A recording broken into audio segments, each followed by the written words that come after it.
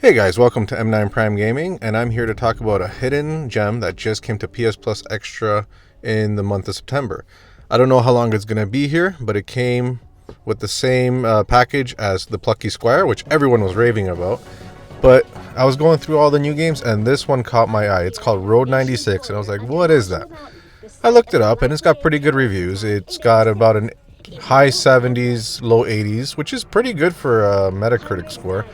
And technically, it's not even that old. It originally came out summer of 21 to the PC and the Switch, and then a few months later, I think April of 2022, it came to PS4, Xbox, PS5, Series X, and all the other good stuff. So it's available on everything, but it just came to PS Plus Extra, and I was like, what is this game? I looked at some screenshots, and I'm like, oh, this is a pretty nice art style. It definitely caught my eye. I was definitely something I wanted to check out. It's a small download. I just downloaded it. And this week I fired it up, and I only played a little bit. Like, I'll be honest, I only played about an hour, but it's definitely got me hooked. So the premise of the game is you are a teenager trying to escape an authoritarian state, pretty much. So this is your journey. It's played in the first-person perspective. I would say it's a walking simulator in terms of like how you explore. You just walk around, you click on stuff, and you can tell it's made for a touchscreen or a PC. Like, you basically have a cursor on the screen when you're picking stuff. So that is a little bit jarring, but you get used to it very quick. But again, it's very pretty, and you just walk around, and you have a lot of decisions to make. You meet people, you have dialogue choices, and apparently these dialogue choices also affect the world. You can graffiti posters and all that stuff, but I don't see how it affects it yet. I'm definitely going to play more and see how that plays into the story. But so far what I've played is pretty interesting. I've met a couple characters. I've been in a couple locations. You basically play, it's like chunks. You play a chunk and then you move up the road. So after each chunk that you play, you can hitchhike, you can take a bus, you can call a taxi, you can just walk. You have a couple options when you're leaving. Sometimes you're just running. I'm not going to spoil anything, but like, you move along the road, and the closer you get to the border, the closer you are to finishing that run. And from what I've read, there are multiple runs, and the story does evolve as you play. And as you're playing, if you pause it, you do have icons on the bottom of the screen of the people you meet, and there's a percentage counter under them. So I'm assuming you have to fill up to 100% to get that person's full story. It does look very interesting. These characters are voiced well, at least the ones I've met. Everyone's a little bit unique. And the writing is not, I'm going to say, 100% the best. It is very, you are a teenager, you're meeting other teenagers, you're meeting adults. And I think the fact that you are a teenager kind of skews that in that dialogue options and the way other people interact with you, because you are a kid. You are trying to escape this regime, and you are trying to get over the border.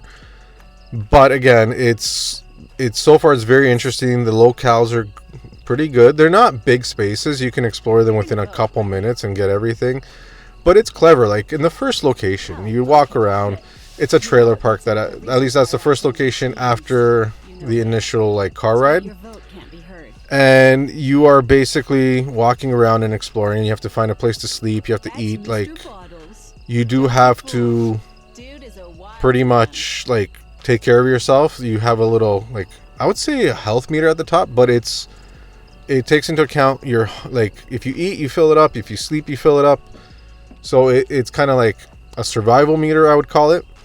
And you do have money, and I've stolen a lot of money when I played. I found money in drawers, and I'm like, okay, I'm gonna take it because I need money. I can't be poor.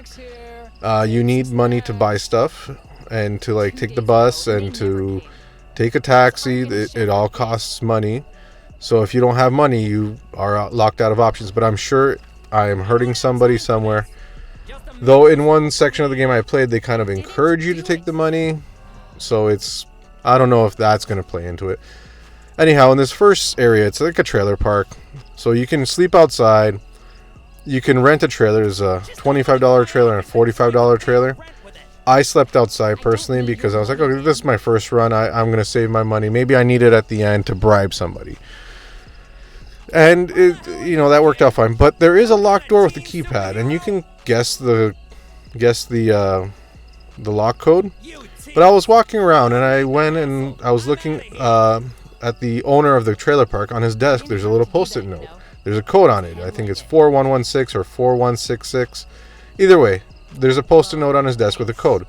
So I'm like, I took that code. I went to the keypad and I just typed it in, and it opened the door. And I was like, oh, that's awesome. I can basically, like, the puzzle solving element is there. Like, if there's a keypad, there's a way to open it. And then you get other stuff. Like, I got to the diner, and there's this kid that hacked the door for me. And then he was busy. He's like, oh, here, take my hacking device. So now I can hack stuff. I don't know if that's going to carry over to the next person I am. But it seems like you do have other options now. Like, electronic keypads I can hack. Electronic locks I can open. So it is interesting.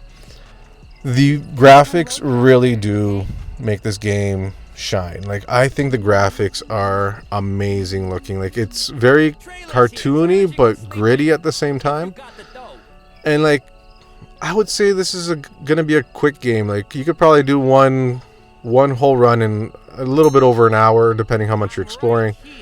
And I was looking at the trophy list quickly, and it's basically, there's a trophy for finishing your full run, and then there's a trophy for finishing 6 runs. So I'm assuming around 6 hours to 7 hours would be enough time to do all your runs, especially if you're not really exploring. And probably in the later runs you can replay a couple sections, or a couple areas I should say, and you'll know where to go. So that way you could definitely save some time. And like, I just want to see where it's going. Like, I like the setting. It is very authoritarian. It is very, like, oppressive. You hear about labor camps. On the second section, I took a bus. You might even see it in this video.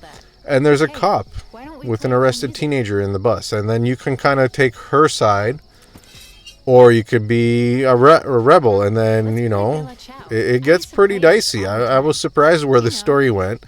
In the end, it was kind of, like, toned down, but, like, it could have went pretty bad. Like, I do feel like they're trying to go into politics in this. Like, definitely it's a political game, like authoritarian, all that stuff. So I see the social commentary on it, but at the same time, it does kind of, like, ease it back. This might be an animated game, but I don't think it's a kid's game. Like, I would not play this game around my younger children. The topics that they do talk about, or the stuff that is kind of going on, like, if you're not paying attention, it just looks like a cartoony game. Like, it looks like Outer Wilds in terms of the art style. But then the topics that they talk about, and like, it is pretty grim, like the authoritarian stuff and kids running away from home just to get out of the state. And then, like, it's all about, you should go and vote. Like, that message is there 100%. So it's definitely a game that is catered towards an older audience. I would say anyone over, like, a teenager and up would probably be okay with this. But yeah, I think this is a little hidden gem that came out to ps+extra, and this is why ps+extra is so great. It just lets me try out games that I don't think I'd ever play, and this flew under my radar until it showed up on that list, and I hope that you give it a shot. Anyways, thank you for watching, and happy gaming. Also, don't forget to like and subscribe if you made it to this point, especially if you made it to this point. If you're not subscribed, then what are you doing? Just subscribe. Anyways, happy gaming. Turn around.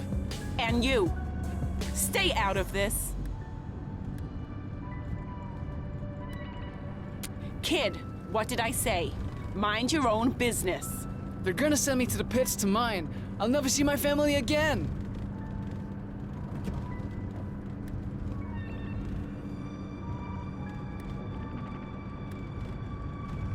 No! They're gonna brainwash me, beat me! I'm done! Oh, you don't really believe that, do you? Huh? Believe what? That the teen work camp doesn't exist. Ma'am, now's not the time for a discussion. I'm just doing my job. We should. You don't seem like a bad person, officer. Just confused.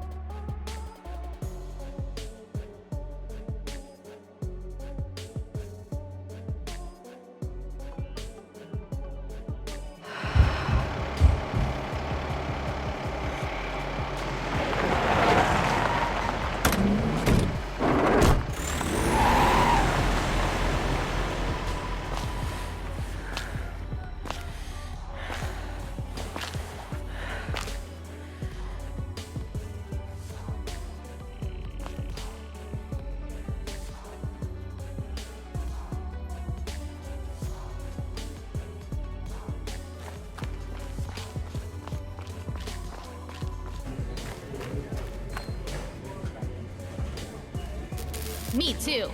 But only one of us can win, yo. The other must be sacrificed to the gods of Palm.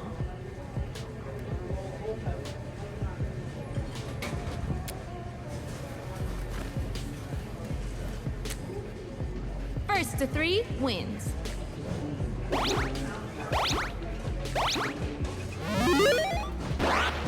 Isn't it the most beautiful thing you've ever seen?